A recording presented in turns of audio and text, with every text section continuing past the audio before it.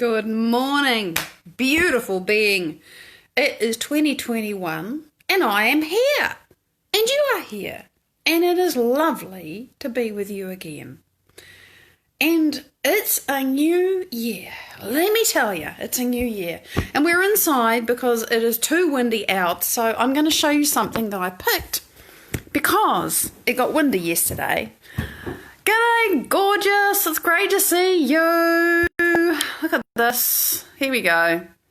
Mike, I knew it was you. Hi, Holly. Isn't this beautiful? This is a gladiolus. It's enormous, but I just want you to see close up how fabulous this is. And I just picked it yesterday because it got windy and it spent most of its life being upright, which, you know, gladioli normally get blown over, but this one didn't. So I thought I'm going to pick it before it gets blown over. And yes, you can see there are dragons up there on the shelf and there are spiders hanging from the ceiling. But this is what I really want you to enjoy because it's fabulous. And there are other gladiolus in the garden. There's this one, which is the one that sort of appeared. It's a hybrid that my mother, I think, just had crop up in her garden, and it's really very unusual for gladiolus. And I finally realised after many years that it's probably a cross between a species gladiolus that I have in the back garden called Gladiolus tristis and something like this one, which for reasons known best to itself is kind of spotted and whatnot, but it's beautiful. Kaya, it's great to see you, and Shirley, we're back together again. So we're just enjoying the gladioli inside because outside it's too windy. And there's the whole thing. If the camera can just, there we go, the camera's got it focused now. And yeah, there's plastic in there because it was the only way I could make it stand up. Otherwise, you know, you can imagine what they'd do. So it is a pretty amazing wow thing. They don't manage the top heavy weight, Kaya. That's the whole point. That's why there's all that plastic in there, because I thought, how am I going to make them stand up? And actually, bear with me. I've got to pull aside these. You see, there we go. That's what normally happens. They end up falling over. They haven't been beaten up as much as I thought they would be. But that's what happens with gladioli. And there's the garden outside with the wind making the cherry tree wave, and, you know, you get the idea. So that is the beauty spot I wanted to show you this morning. And this is kind of a hi. It's great to see you all. It's great to be back together. And I know it's still a really incredible time for many of you around the planet. I still feel like I live in this little glass bubble of a fairyland in New Zealand where the pandemic is not a thing and, you know, our government's not melting down, you know. And it's very interesting. It's like I am instructed to not look at what's going on in the world stage. Because I guess I don't need to speak to you from that place. Lots of people are speaking to you from that place, and what's the point in me being another person that's talking about all that stuff? I was going to use another word, but I thought, no, I won't. So, it's a new year, and we are living in an entirely new world.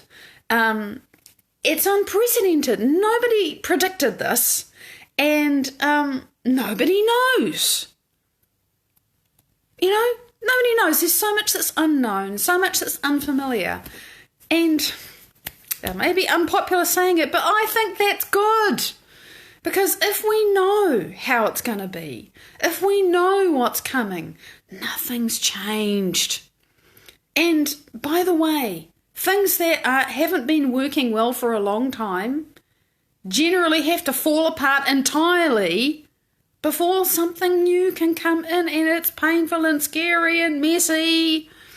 But, you know, if you can understand, it's like a winter, right? Imagine if you lived your entire life in spring and summer. Just humour me here. Imagine if summer is all you know. All you know is flowers and sunshine and hot weather. Andrea, it's great to see you. William, it's great to see you too. I'll have to answer your comment properly later because otherwise I'll lose my thread. Imagine if all you know is summer and then suddenly the weather starts to get colder. You think, what the hell is going on here? And then the trees die or their leaves fall off. What is going on? My world is dying. Everything's falling apart. And it's cold and the sun goes away and, and things stop flowering and everything that you know, where's summer? It's gone. It's winter. And you think, oh, this must be how it is now. But what you don't know is that the seasons are going to turn and there is a spring coming. And by the way, if anyone recognises this, yes, this is something that Cryon said a long time ago, and I remembered it because it's true. We think that when something that we've known and enshrined and understood our entire lives, but which hasn't really worked, falls apart, that it must be the end of the world as we know it. Well, it is, but that's a good thing. You just have to understand that it's winter and it's actually okay, but it's unfamiliar to you. So, of course, the brain says, I don't understand this, therefore I must be about to die. And that's not true either. But that's just your body and your brain running a program. So we're in a new world. And spring and summer are coming again. But it's a new spring and a new summer. It's not the same. It's not going to be the same. And that's good. So that's where I'm coming from. But it's good. It's good in a way that you can't recognise. Oh, I see. William follows me on interest. Well, yay! It's great to see you, both of you.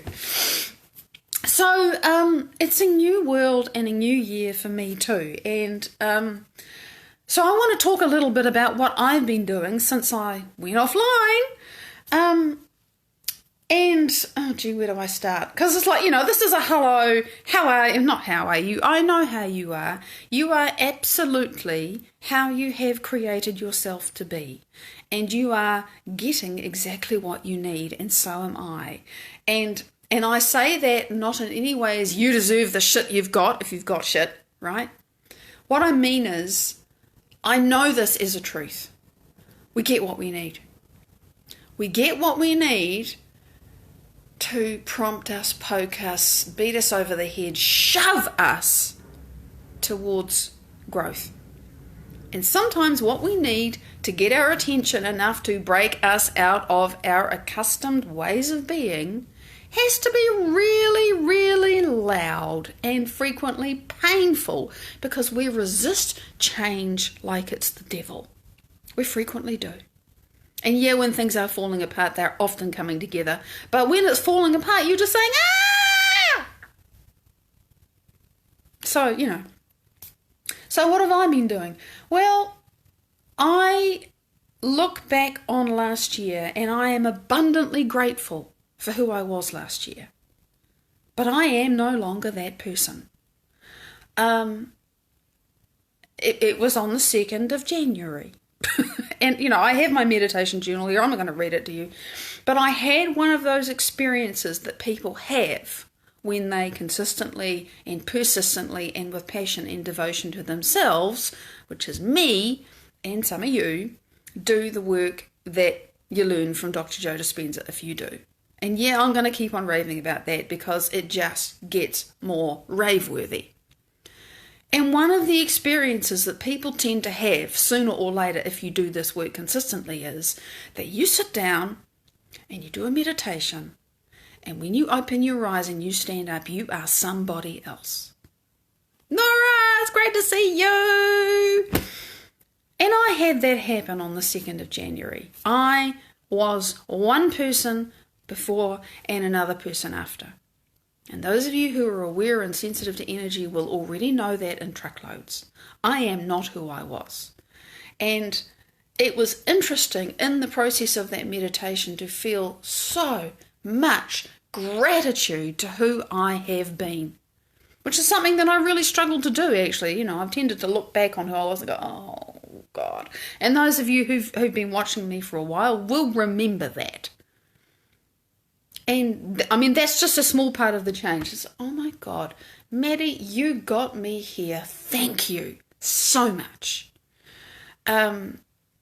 It's been a huge, huge shift of really feeling split and now not feeling split. Let's just leave it at that. Abigail, it's great to see you. Because it'll all get, far too not what I want to talk about.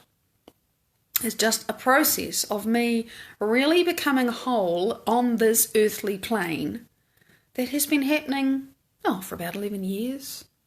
Longer, really, but I was aware of it. And that has completed. I actually know that. The brakes are off. I cannot predict how my life will look at the end of this year. I have no idea at all. All I know is it's not going to look like it looks now. No idea. Future, completely unknown. And I don't mean that I'm going to move house and quit my job and go travel the world. I do not mean that. I don't mean that I don't know how my life is going to look in terms of practically. I know I'm still going to be living in this house because this is where I want to be. But in terms of my business, in terms of my working life, all I know is it's going to change. Can't tell you how. But I feel it in my soul and in the entirety of my being, which, as you can probably tell, has got a lot bigger. Change is here. It's not coming. There's nothing coming now. It's here. I'm here. And so it was interesting because I've allowed myself to have the first true holiday that I can remember having in my entire life. And it's not because I haven't had time off. But all this time, when I've had time off, I've still had this big list in my head of all these things I wanted to get done, and I would work away at them. And this year, this time, I've steadfastly not done that. And I've found myself being the person that doesn't do that anymore. A master doesn't do that. A master doesn't live in a state of, I've got to get this done. I'm not going to have enough holidays to get all my work done. I'm not going to get all the house stuff done. I'm not going to get the garden all tidy. That is not a masterful state of being. Sandy, it's lovely to see you. Because this is my choice. I am the master. I'm not becoming the master. And this does not mean that you are not the master or the avatar or divinity in a body. It's got nothing to do with you. It's to do with who I am choosing to be and who I am stepping into and becoming in my meditations. Hope you understand that. Me claiming and stating and declaring my mastery is nothing about me being more or bigger than you. It's just about me choosing to be who I am, who I came here to be, and I'm now here and it's time to get on with it. Not that I wasn't getting on with it before, but now the brakes are off. So when I started last week to think, what am I going to say to people? It's like, I don't know. Complete blank. But I became aware I can't go back to business as usual. I can't go back to what I was doing last year. I'm not that person anymore. How can I possibly go back to doing and being what I was doing last year? That's not me. So then that was like, oh great. I know I'm going live on Monday. What the feck am I going to say? And I didn't know. And I thought about it for a few days. And I remember, I think it was Thursday last week, I thought, and I didn't get the topic. But I had a space and time where I thought, well, okay, I know I don't want to just keep on dredging good topics up out of me. I don't enjoy that, actually. It's bloody hard work. I want people to tell me what they want to know about. That's part of it. Something else that I've realised, and this has been cooking in me for such a long time, and I was never the person to know how I was going to do it, is there's things that I want to build. And I want to be able to tell you about them. Oh, thanks, Mike. Bless you. Of course you would. I want to be able to tell you about what I'm doing, but I don't want this space that we have together to be a marketing space. I personally hate going onto a podcast, with some speaker, some interview that's great, and at the beginning there's 5 minutes of crap, and in the middle there's 5 minutes of crap, and at the end there's 5 minutes of crap, and it's just like, oh, shut up and give me what I want to be here to do. I don't want to do that. But I also realise it finally dawned on me, okay, because I've hated that for years, a long time. And it finally dawned on me late last year that actually some of you might want to know what I'm doing. You might actually want to know if I want to develop a group for a deeper interaction. Not the Heartfield. I mean, the Heartfield's there. The Heartfield's great. The invitation is for you to join us in there and transform your life. It's an amazing group. But there's something else that I'm working on very quietly. No, I don't have a delivery date. But this is a really small investment, wonderful opportunity, right? So I realise, oh my God, these people may actually want to know. So one of the things I'm going to do, I have this little Monday, Tuesday, Wednesday, Thursday, Friday list that I wrote out for myself, is twice a week at the beginning, because not everybody stays to the end, I'm going to take a little moment and just tell you what's coming up. And twice a week, I'm also going to ask you for questions. I actually want your questions. Because, believe it or not, it's hard freaking work coming up with, I source in the field and it's like, what is it they want to know? So tell me what you want to know. Tell me what is it, Tell me what you want, what you really, really want. I am not the Spice Girls, but I want to know what you want to know. Because we need to evolve together. And if you don't participate in this conversation, it doesn't work. It's just, it goes one way. And I'm thinking, well, And I know that for some of you, it's like, well, what do I want to ask? What are your pain points? And that is my question for today. You'll see it in the words as well. What pisses you off? What annoys you? What currently is the point where you stub your toe? So I'm going to ask you for those on Monday. And I'm going to answer as many as I can on Wednesday and probably other days as well. Tuesday is going to be Technique of the Week. I don't know, I'm just going to pick one and we're going to do it because I want to get more practice. Thursday, I'm going to give you an insight from what I'm doing. So, Maddie's inner event or change or whatever it is of the week, and notices, because that kind of goes with it. It's like, this is the change in me. Oh, great question, Kaya. Thank you. I'll add that to the list. Here's the change in me, and here's what I'm evolving and creating for you to interact with you. It's not actually for you, it's for us. Right? We do things together. And Friday, this is the other thing. This is another opportunity for you to participate, and it doesn't matter how small it is, I want to know. I want to be able to tell success stories. And some of you have told me, you've written great comments and I've copied them and said, can I share them and, put them on the timeline. But what I realise is that I need to do things live, because if I put something in writing, I don't think many of you see it, because Facebook doesn't prioritise written posts from me, because I don't do them a lot. It's just not what I want to do. So I finally realised I have to do everything in the live. And I want to share success stories. Now, why is that? Because success stories, they tell you what's possible. And you always relate to the person in the success story and think, well, shit, if they did that, maybe I can do that. You see yourself in that person. Now, you don't have to be identified. You can write me a little note and say, hey, I overcome this aspect of myself and I got this result, or I was feeling really crap and I opened my focus and I did the breathing and I felt better, and don't identify me. That's fine. I can just tell the story.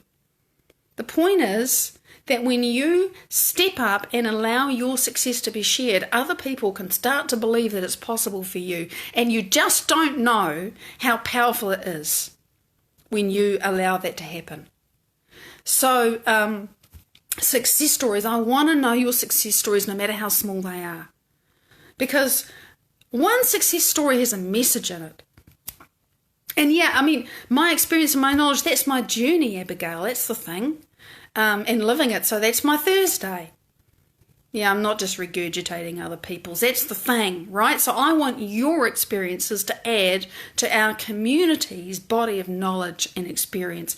Because you have an idea, you hear ideas from me, you get philosophy, you get concepts, you get possibilities. Then sooner or later, if you initiate it into an experience and then you start to master it, then it becomes wisdom. And then someone else can learn from your wisdom and go, oh, that's an idea. I wonder if I could do that. And that's how we evolve.